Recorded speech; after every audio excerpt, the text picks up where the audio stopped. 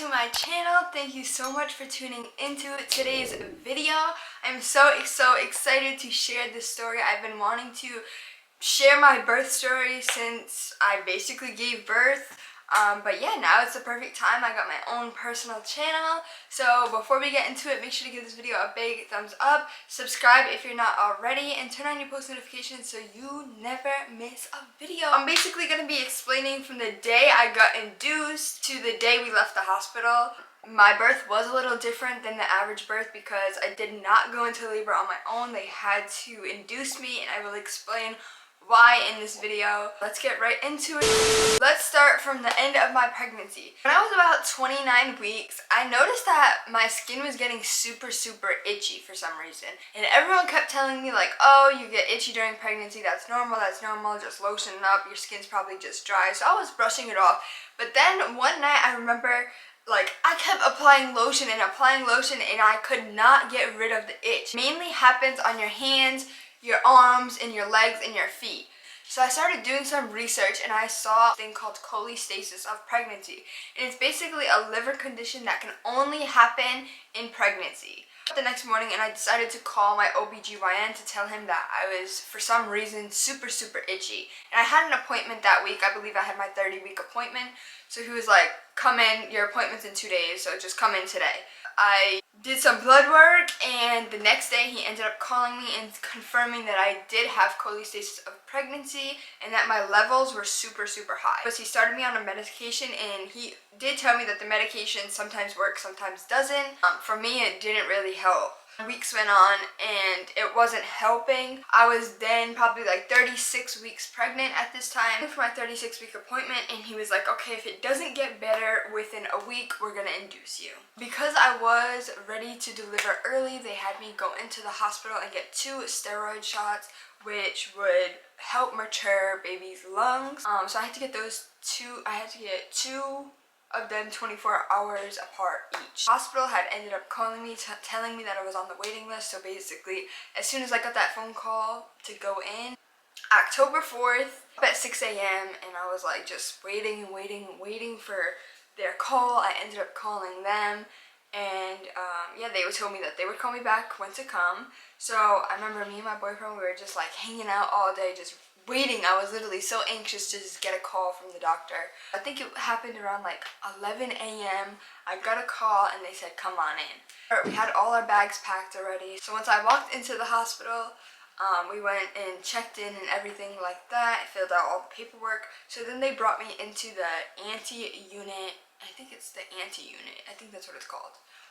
So basically that's when they started the process of induction. They ended up giving me this little pill, which was, I guess, supposed to start dilating me and making me get contractions. And I remember us just sitting in the room. They had me hooked up to IVs. They had me hooked up to all these belly monitors, monitoring the contractions, monitoring her heartbeat, monitoring everything. Hours went by. They kept giving me that pill to just try to get me to dilate, and it wasn't happening for some reason. Because mind you, this is my first baby, and they were trying to do it from nothing. So it was a long process. It got like 7 o'clock at night that night, and we ended up ordering food, takeout. He went and got it, and then I came back, and the doctor came in and was like, okay, we're gonna do this little Foley balloon procedure. So basically it's when they get a balloon and they put it in you to help you dilate and start contracting. They told me that after the procedure I would probably be dilated to like a 3 or 4 centimeters. Procedure was pretty uncomfortable, but I did good. After the procedure, we went back to the room and I was just relaxing. They had me like bouncing on a birthing ball. They had me doing all these walking around, just keep my blood moving, keep my body moving. Then I started feeling contractions, and I called the nurse in because I'm like, oh my god, these contractions are feeling like super intense. So she was looking at the monitor and everything, and she was like, okay, for some reason you're contracting like too close together for how many centimeters you are. Because I was only like probably 1 centimeter, but I was contracting like crazy. So they ended up giving me morphine, and as soon as they gave me the morphine, I was out of it. It looked like, I told my boyfriend, it looked like he had 6 heads. And then I remember just falling asleep, and I woke up in the morning they ended up taking the balloon fully out, and I was about 3 centimeters. So I ended up calling my mom, telling her to come in, because me thinking I thought I was gonna have her this day. So it was about 8 o'clock in the morning. I told my mom to come. My boyfriend came up with us. We all got transferred to the labor and delivery unit. So during this time, I could not eat anything, only ice, juice, water. So basically they kept just checking me, seeing if I was dilating more. My contractions weren't too bad after I got the morphine. They kind of like slowed back down and were on a good pace for the centimeters that I was. The doctor had came in, and nurses were coming in constantly talking to me, updating us, and just telling us what they were seeing in the graphs. So then they told me that they was going to start me on Pitocin, which that is used to just like induce labor to kind of hurry it up. So they put the Pitocin bag on. I already had my IVs in my hand, so that was going. And then they kind of noticed that her heartbeat was kind of like going up, going down, dropping, going up. So then they kind of lowered the Pitocin. Dude, we went in on October 4th. This is now October 5th at like 8 to 9 a.m. So they started the Pitocin, had that running all day long. Things started picking up a little bit. We're still going super, super slow. Came in, checked me, and I was like, I believe like 4 or 5 centimeters dilated, and they told me that they wanted to break my water.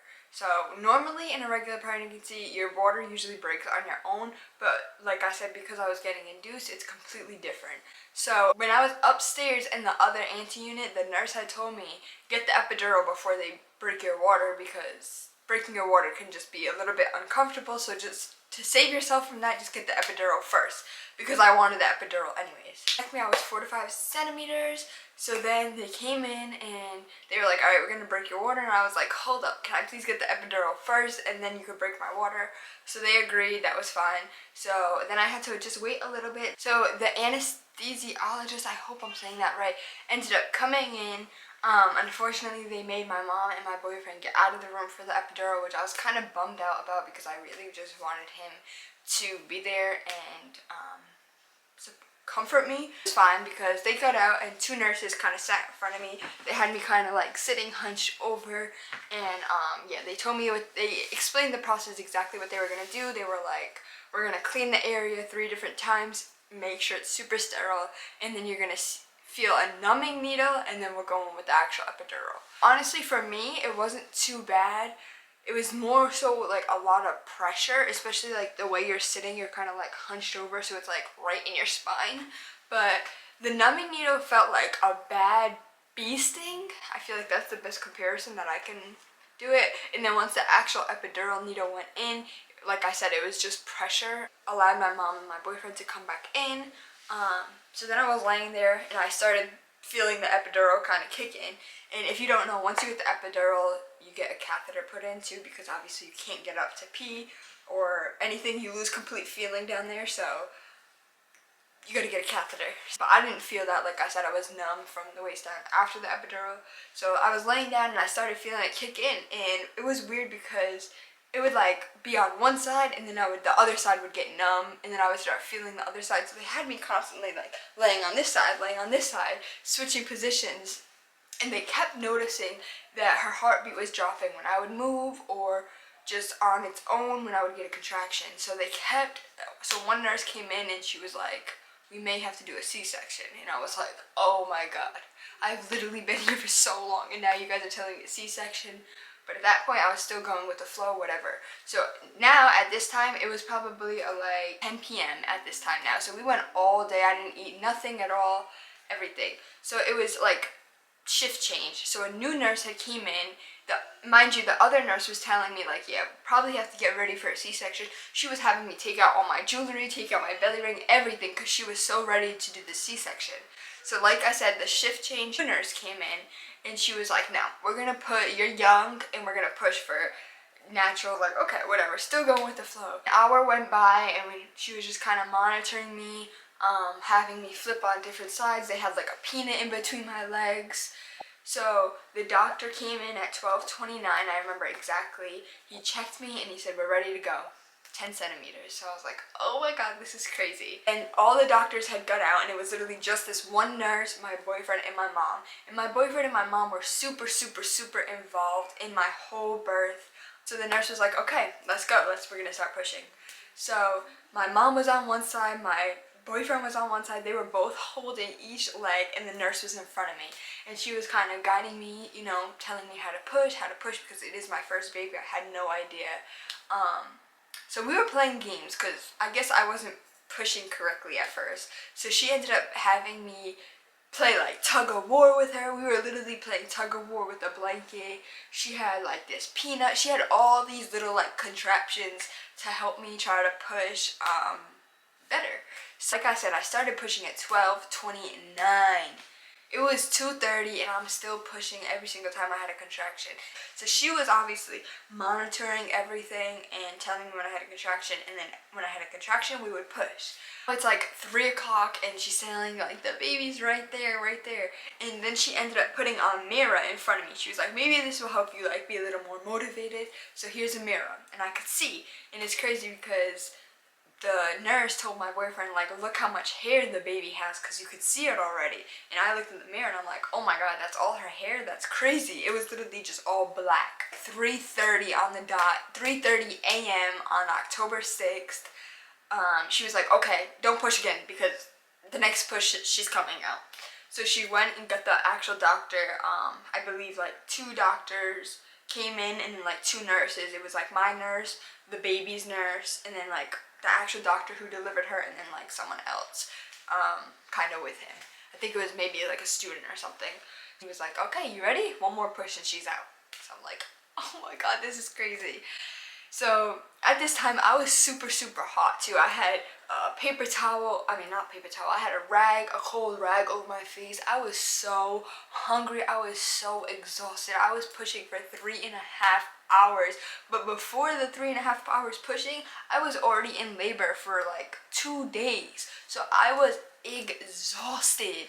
3:33, my baby came. It was 6 pounds even. It did not tear at all, y'all. I could not believe this. This is one of my biggest like scares when I was pregnant, that I was gonna tear. I kept thinking it too. And even my nurse, because I told her before I delivered, I was like, I'm super scared of tearing. And she was like, you're young and you're a first time mom, you're probably gonna tear.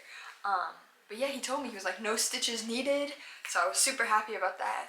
And yeah, they placed her on my chest and I started crying. It was literally the best moment of my entire life. Just having my baby girl on my chest, it still makes me emotional to this day.